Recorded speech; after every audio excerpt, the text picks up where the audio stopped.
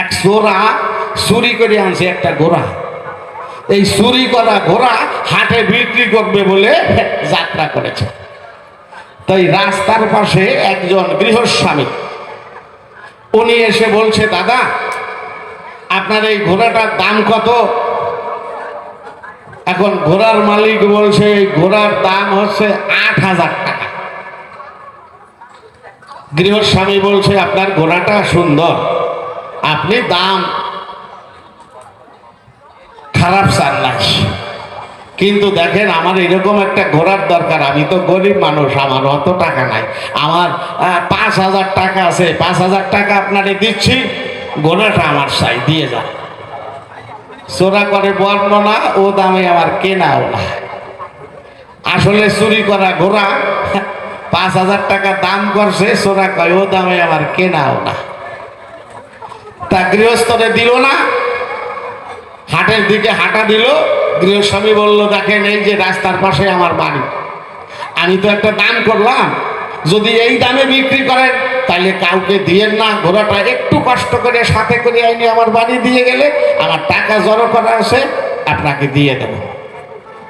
আর আপনার ঘোড়া যদি আপনি বেশি টাকায় বিক্রি করতে পারেন, আপনার লাভ হবে, তাহলে আপনি বিক্রি করিয়ে দেবেন, কিন্তু আমি যে দাম করলাম ওই দামে বিক্রি করলে আমাকে দিয়ে। বিনয়ে শুনলো না, চলেই গেল।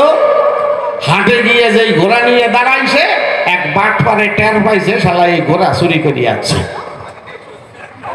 বাটপারে প্রস্তুতি নিচ্ছে, শালা ঘোড়া আতাইয়ে নেবে। বাটপার যারা, ওরা স্পটে যায় না চুরি করতে, চোর যারা চুরি করে নিয়ে আসে, আর ওরা বুদ্ধির দ্বারায় ওই চোরের মাল আতাইয়ে নিয়ে চলে যায়। এখন ওই বাটপার কোট ঠোঁট পরিয়ে খরিদ্দার সাইজে আইছে, বুট টুট পরায় একেবারে সেই ঠাই টাবল বদ্ধ লোক আর কি, WBCS অফিসারের মতো দেখা যায়। আস্তে আস্তে আসে ঘোড়ার খরিদ্দার হয়েছে, এসে দাম করছে, দাদা আপনার ঘোড়ার দাম কত? সোরা কয় ঘোড়ার দাম ৮,০০০ টাকা। ভদ্রলোক মাথায় হাত দিয়ে বসে বসছে। সোরা ভাবছে শালা দাম শুনি এমন নয় আতাইয়ে গেছে। সোরা বলছে, তোমার ঘোড়া কিনা লাগবো না দাদা ভাই, দাম শুনেই তোমার যা পরিস্থিতি, এরপরে টাকা গুইনে দিলে তুমি আর বাড়ি পর্যন্ত যেতে পারবে না, পাশে ছাগলের হাট আছে, একটা কিনে নিয়ে চলে যাবে। বাটপার উঠে কয়, দাদা আপনার ধারণাটা ভুল, আমার পোশাক পরিচ্ছদ দেখেন, আমাকে দেখলে কি মনে হয় আমার টাকা নাই? আমার টাকা পয়সার কোনো অভাব নাই, আমাকে ৭ পুরুষের জমিদারি। কিন্তু বিষয়টা কি জানেন, আমি ঘোড়া দৌড় প্রতিযোগিতায় অংশগ্রহণ করি, প্রতিবারে আমি ফার্স্ট হই, কিন্তু আমার কপাল পড়ছে ৬ মাস হয় আমার এই রেসের ঘোড়াটা মারা গেছে। এখন আমি আর ঘোড়া দৌড় প্রতিযোগিতায় অংশগ্রহণ করতে পারছি না। ৬ মাস ধরিয়ে আমি হাটে ঘুরিয়ে বেড়াই, পছন্দসই একটা ঘোড়া যদি পাওয়া যায়, কিন্তু এ পর্যন্ত আমার চোখে এমন একটা ঘোড়াও বাঁধে নাই যেটা নিয়ে গেলে আমি যত্ন করলে আবার ফার্স্ট হতে পারবো। আজকে আপনার ঘোড়াটা দেখে আমার মনে ধরছে, এই জন্য আমার তো টাকা পয়সার অভাব না, আমি ভাবলাম যা ঘোড়ার চেহারা, হয়তো আপনি ১৬,০০০, ১৭,০০০ টাকা, ১৮,০০০ টাকাও যদি দাম চান, আমি খুশি হয়ে আপনারে বকশিস সহ ২০,০০০ টাকা দিয়ে ঘোড়া নিয়ে যাবো, কারণ আমি তো আনন্দ করবো, আমার তো টাকার ব্যাপার না। কিন্তু এত সুন্দর ঘোড়া তুমি দাম চালিয়ে কেবল ৮,০০০ টাকা, তাইতে তো আমি ভাবলাম আমার কপাল পড়ছে, শালা ঘোড়া তো খোড়া, এ তো দৌড়াই না, এই জন্য এত কম দাম চাইছে। আর শালা চোরার ইগো হট হয়ে গেছে, চোরা চোখ গরম করে কয়, কি আমার ঘোড়া খোড়া? এই নাও সরি, ঘোড়ার পিঠে সরি, তা বানাইয়া দেখো, মানে চাবুক ধরিয়ে দিয়েছে।